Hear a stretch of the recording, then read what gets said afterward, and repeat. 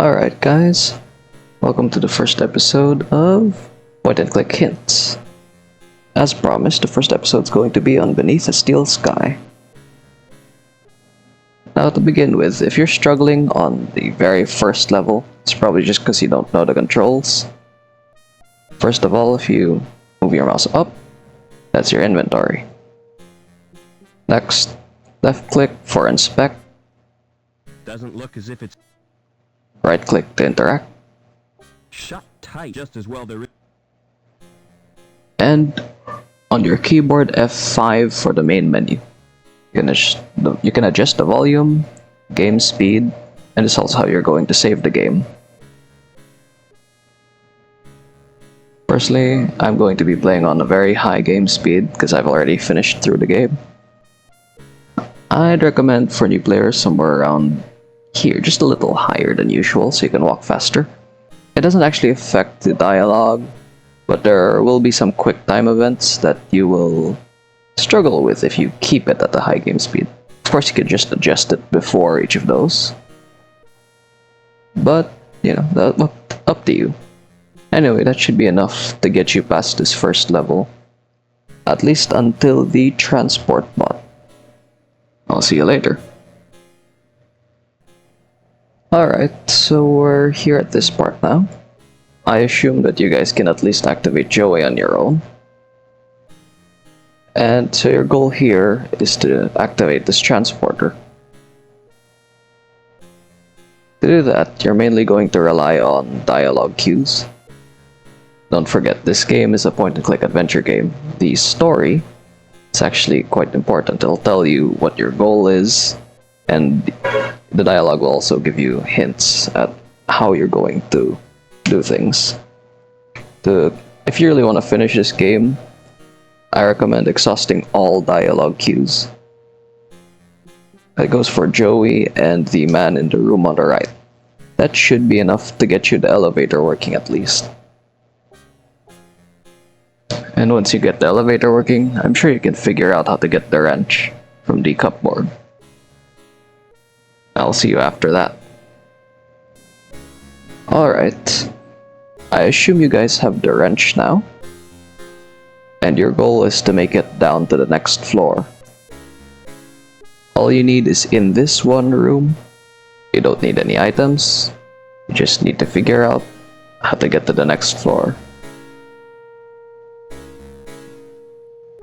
Good luck. I'm assuming you guys can at least do the exploring on your own. Just note that there's only 3 items you really need on this level. The putty, the wrench, and this cable, which I'm sure you'll be able to figure out how to get. I will be showing you where to get the putty, but not how to get into that room.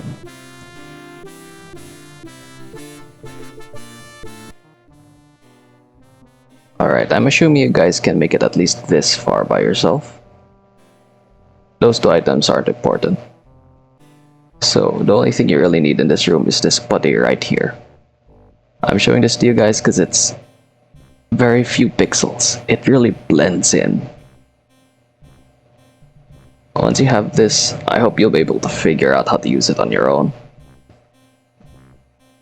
Just know that it's actually some kind of plastic explosive, I think. Let's see if you guys can figure that out. How to use it.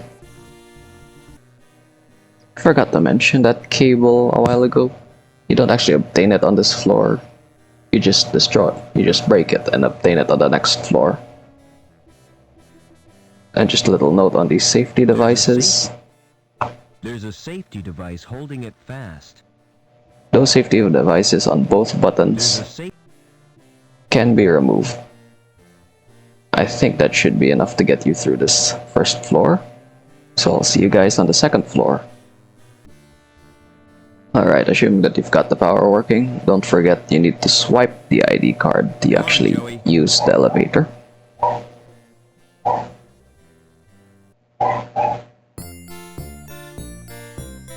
And I'll leave you guys to explore for a bit. In case you guys are wondering what to swap for the ticket, Just note that there's an item you can find in Reich's room. Just one item. That's all you need to get the ticket. Just an important note, the dialogue here in this room specifically is very important. And if you somehow manage to skip through it, before saving the game, I'll tell you how to get through this. Give your ID card to Anita. She'll give you a jammer. Don't worry. You're taking it. No, I'll get us. And do not Jam. You'll need skip through all your dialogue this time. Because it's really important in this game that you understand what's happening in the story. I've got a discrepancy of 0.13.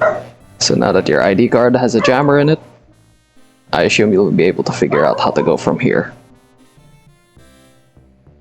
If you've managed to get the Schuberman port and the cassette tape and you still don't know what to do next, you might have missed some dialogue with the doctor. That dialogue's important if you want to get this anchor.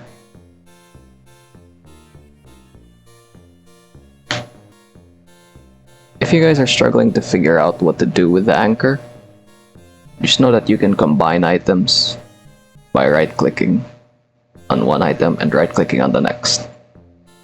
How you use this, I'll let you figure it out. It shouldn't be too complicated. Alright, once you figured out what to do with that anchor, navigating the dealing space is a bit complicated. Just know that instead of using the bag, you use an item called open on the bag.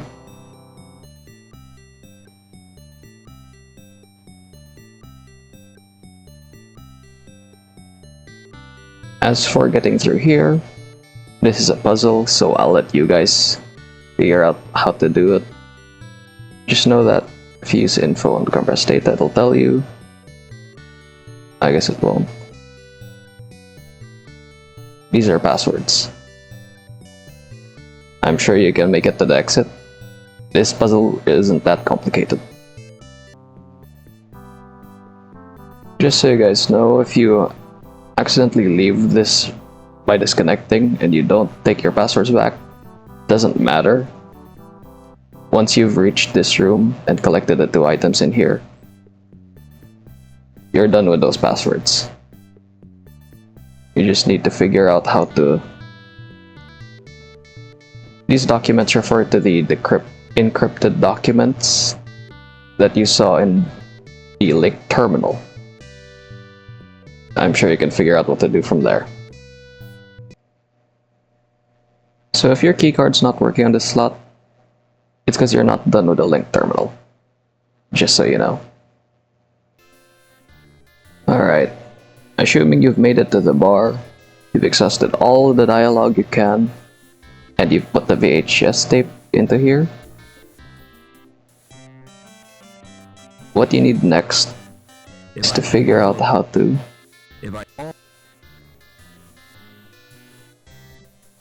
I believe it doesn't appear the first time until you finish interacting with the dog bowl. It's me.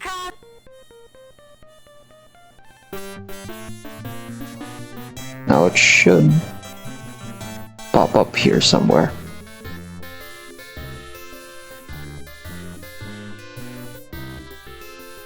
Alright, once you've interacted with the dog bowls, then the dog biscuits should appear. I'm really not sure on the conditions exactly that it appears, but you should be able to obtain dog biscuits by wiggling your mouse around there and left and right clicking and leaving and re-entering. It's really confusing, but that's just how it is. And I'm sure you can figure out what to do with the dog biscuits. Now if you've made it to this screen and you can't figure out what to do with the bricks and the biscuits because you can't reach them, just know that there's a rope here. It's kind of hard to make out, but once you see it, it's kind of obvious that this is bricks on a pulley with a rope. I think you can figure out from here. Alright, so once you reach the reactor room, just note that there's an item in this room. When you see it, it's really obvious. But me personally, I kind of missed it on my first playthrough. So just note that there is an item in this room. Alright, so you're back in the link space. Just note that the knife is not for you to deal with at the moment. If you're struggling to get to this eyeball in time, just turn down your game speed. It is going to be really annoying, but this is the most reliable way of making it back here in time to pick up the tuning fork.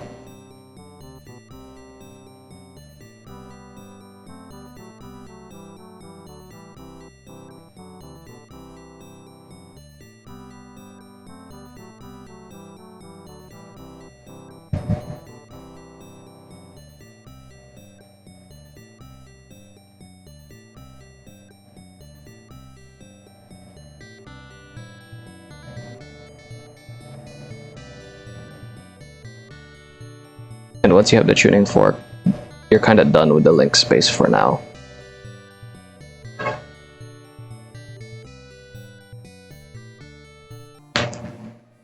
Alright, hopefully you've made it this far.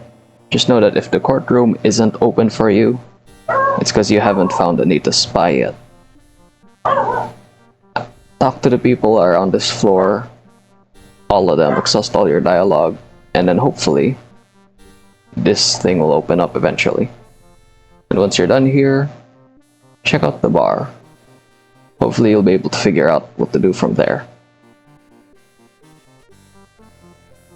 If you've managed to make it this far, and this metal bar's not working on the grill, it's because you're missing an item. None of these items will work here. You're missing one item from that little tool shed you saw on the first floor, on the bottom side of the pool. If for the life of you can't figure out how to get this door open, first inspect it.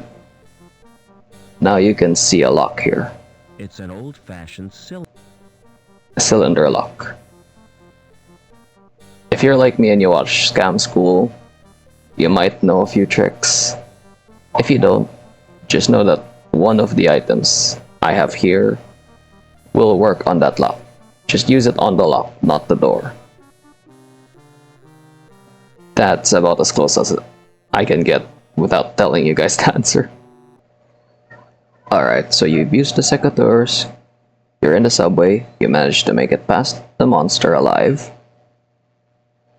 You're stuck here. Notice that there's a plaster here and a swelling there.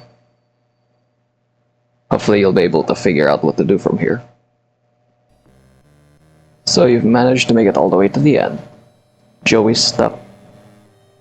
You're in this room, you've already put the cable down, and you don't know what to do. You might be missing an item. As you can see here, I am missing an item.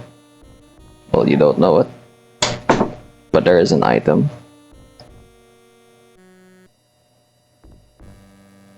All you need to know is that the item is in this room. I won't tell you where, just that it's in this room.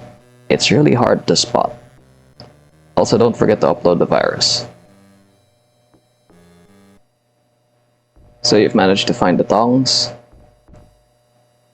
You're in the end game. You're about to finish. My final piece of advice before you continue from here: press F5, lower your game speed before you jump through the portal. That's all you need to know. So we've made it all the way to the end. Congratulations. Good job. And that marks the end of the video. If you guys would like to see any particular games in the future, let me know in the comments. And and I'll see you guys in the next video. Also note, these credits go on forever, so because they loop around, so when you're done, you just quit. Bye.